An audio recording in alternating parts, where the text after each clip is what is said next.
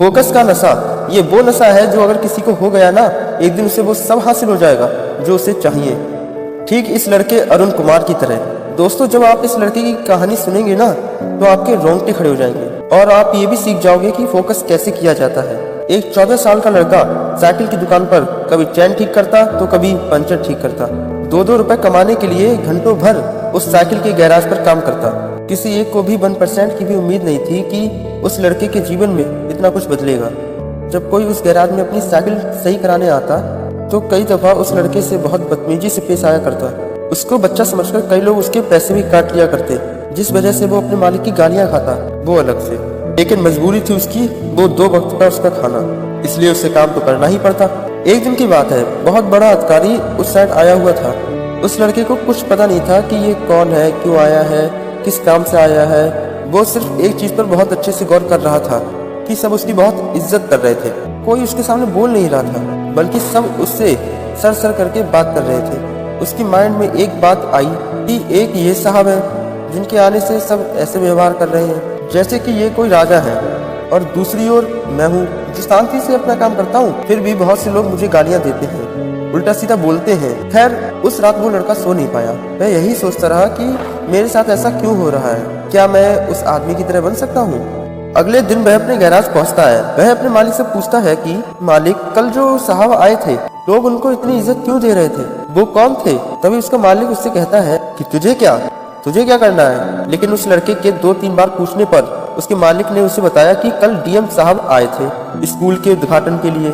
तभी उस लड़के ने पूछा कि ये डीएम कैसे बनते हैं। उस गैराज का मालिक बोला, उसके लिए बहुत पर्दा पड़ता है, उसके लिए बाज की नजर और ऋषि मुनियों जैसा फोकस चाहिए। और ये बात उस लड़के के दिमाग में छप जाती है। वो लड़का शाम को घर जाता है और आधी रात तक यही सोचता है कि इस जिंदगी से उस जिंदगी तक का सफर वह कैसे तय करेगा। तभी वो सो जाता है और वो अगले दिन से ही पैसा बचाने लगता है। बचाकर अपने लिए किताब खरीदता है और किसी तरह अपनी पढ़ाई शुरू करता है। एक सरकारी स्कूल में एडमिशन लेकर वह पढ़ता है और रात को वह काम करता है। उसका लक्ष्य उसके दिमाग में छपा हुआ था, उसे डीएम बनना है, मतलब आईएएस बनना है, चाहे कुछ हो जाए। अब वह लड़का 21 साल का हो चुका था। पिछले 7 सालों में ऐसा एक भी दिन नहीं था इस दिन उसके दिमाग में आईएएस बनने का ख्याल ना आया हो। उसे बस जल्द से जल्द 21 साल का होना था, जिससे उसका ग्रेजुएशन कंप्लीट हो और एग्जाम में बैठने के लायक हो जाए। तभी 1 साल बचा था तैयारी करने को। उसने इतने पैसे जुटा लिए थे कि अगले 6 से 8 महीने अगर वो काम ना भी करे तो उसका खर्चा चल जाएगा। अब वह अपनी पूरी मेहनत दिन रात एक करके उन 6 से 8 महीनों को आईएएस बनने में लगाने का सोच लेता है। वह सिर्फ एक टाइम ही खाना खाता है और बाकायदा अपनी पढ़ाई करता है।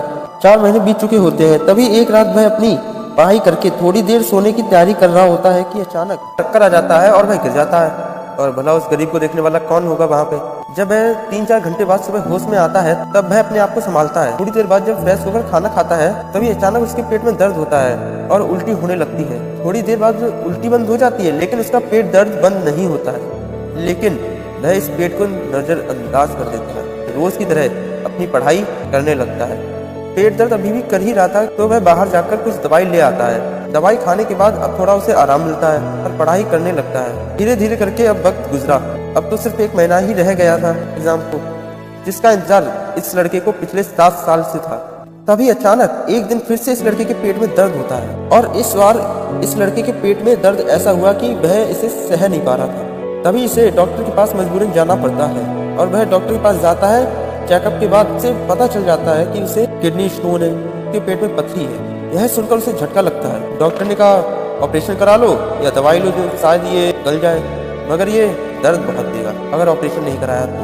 वह मन ही मन सोचने लगा कि अब ऑपरेशन का खर्चा कहाँ से लाऊं। कुछ पैसे बचे हैं, अगर वो इसमें लगा दिए तो अगले 1 महीने खाऊंगा क्या।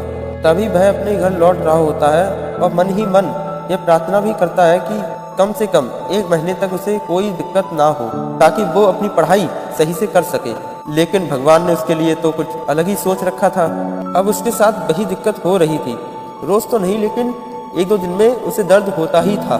लेकिन ये दर्द उसे तब ज्यादा होता था जब वह कुछ खाता था। अब जाहिर सी बात है, वह खाना तो छोड़ नहीं सकता, लेकिन वो फिर भी पढ़ता रहा और पढ़ाई के साथ साथ दर्द को सहता रहा।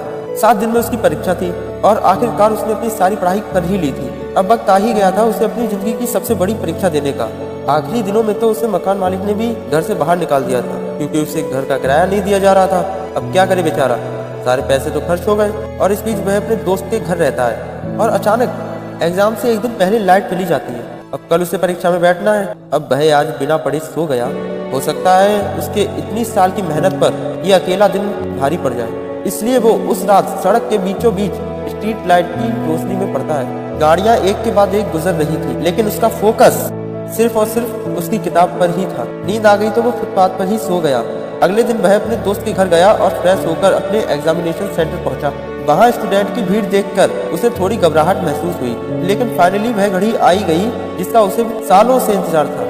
वो एग्जाम में बैठा, प्रीलिम्स उसका निकल चुका था और वो मेंस के पहले पेपर में बैठा था। पहला पेपर उसका बहुत अच्छा गया। उसे आज क्वेश्चन पेपर देखकर डर नहीं लग रहा था दूसरे कैंडिडेट्स की तरह, बल्कि आज उसे तो बहुत अच्छा लग रहा था। आज बड़े आराम से वह अपना पहला पेपर खत्म कर लेता है और शाम को बड़े आराम से बैठकर वह यही सोच रहा होता है, जिस तरह उसका पहला पेपर गया उसी तरह उसका आगे का भी पेपर जाना चाहिए और उसे स्टोन की दिक्कत है, उससे उसे कुछ दिन के लिए राहत मिल जाए। एटलीस्ट एग्जाम तक उसके सभी पेपर बहुत अच्छे जाने लगते हैं। बस एक लास्ट पेपर रह गया और उस लास्ट पेपर तक उसकी सारी तैयारी हो चुकी होती है और वो खुद को इस साल IAS बनते देख रहा था। लेकिन तभी सुबह सुबह जब वह उठता है तब उसके पेट में हल्का दर्द होने लगता है। तभी वह अपनी दवाई खाता है, गुना पानी भी पीता है, लेकिन उसे इससे राहत नहीं मिलती। किसी भी तरह वह अपने एग्जाम सेंटर पहुंचता है तब दर्द बढ़ चुका होता है। जैसे तैसे करके वह एग्जाम देता है। एग्जाम दे ही रहा होता है तभी उसका दर्द इतना ज्यादा बढ़ गया कि अब उससे सीधा बैठा तक नहीं जा रहा था। इन्विजिलेटर भी आकर उससे पूछता है कि क्या कोई दिक्कत है, और है तो वो बाहर जा सकता है, लेकिन वह लड़का मना कर देता है। उसका 1% ध्यान दर्द पर था और बाकी 99% एग्जाम पर। पूरी शिद्दत के साथ वह लड़का एग्जाम खत्म करता है और वहां से सीधा हॉस्पिटल जाकर अपना इलाज कराता है। लगभग 2.5 महीने बाद फाइनली UPSC अपने एक्सपीरियंस से रिजल्ट रिलीज करती है। तो इस साल दूसरे एक्सपीरियंस की तरह एक बार भी रिजल्ट देखते हुए वक्त उसको किसी तरह की घबराहट नहीं होती है, क्योंकि उसे पता था संघर्ष और तकलीफ के पद के ऊपर पैर रखकर वो परीक्षा देने गया। हाँ, आज उसका सपना भी सच हो गया और आज वह कोई मामूली इंसान नहीं, IAS officer mister Arun Kumar हो गया। उसे इंटरव्यू के लिए बुलाया जाता है। जब इंटरव्यूअर्स को उसकी कहानी का पता चलता है तो वो भी हैरान हो जाते हैं। बाकायदा किसी इंसान का फोकस इतना तगड़ा कैसे हो सकता है। उस बंदे को यूथ क्लब की तरफ से इंटरनेशनल फर्स्ट में बुलाया जाता है, जहां वो कहता है दर्द हो, तकलीफ हो या मौत आ जाए, फिर भी तुम्हारा ध्यान तुम्हारी मंजिल से ना हटे तो ब्रह्मांड खुद तुम्हें जिताता है। मैंने अपने संघर्ष के दिनों में कभी संघर्ष पर ध्यान ही नहीं दिया। मेरा ध्यान सिर्फ एक चीज पर होता था और वो थी मेरी किताबें। फोकस का नशा था मेरे अंदर। किताबों के पन्नों से कभी ध्यान हटा ही नहीं। अगर उम्र की शक्ति नहीं होती शायद मैं 21 की उम्र से पहले ही UPSC निकाल लेता। दोस्तों, इस पूरी कहानी में अगर देखो उस लड़के का फोकस जो इतना तगड़ा था कि उसकी पथरी का पेन भी उसका फोकस नहीं तोड़ पाया। मकान मालिक ने घर से भगा दिया और सड़कों की गाड़ियों तक ने उसका ध्यान नहीं तोड़ा। उसको फोकस का नशा लग गया था। जब ये नशा किसी को लगता है ना तो ये चट्टानों को भी अपने सामने झुकाने की ताकत रखता है। दोस्तों, उसके पास तो कुछ नहीं था, न घर, न परिवार, न पैसे, न सुविधाएं, लेकिन फिर भी उसका ध्यान उसके लक्ष्य से हटा नहीं, टूटा नहीं। आपके पास तो बहुत कुछ है। ध्यान इतना तगड़ा होना चाहिए कि सामने भवंडर की लहर भी निकल जाए, लेकिन जिस चीज पर भी ध्यान होना उससे हटना नहीं चाहिए। अगर ऐसा फोकस का नशा आपको भी चढ़ा फिर किसी का बाप भी आपको कामयाब होने से नहीं रोक सकता। दोस्तों, अगर वीडियो अच्छा लगा तो इसे एक लाइक करना और दोस्तों को शेयर करना। जय हिंद, जय भारत, जय श्री कृष्ण।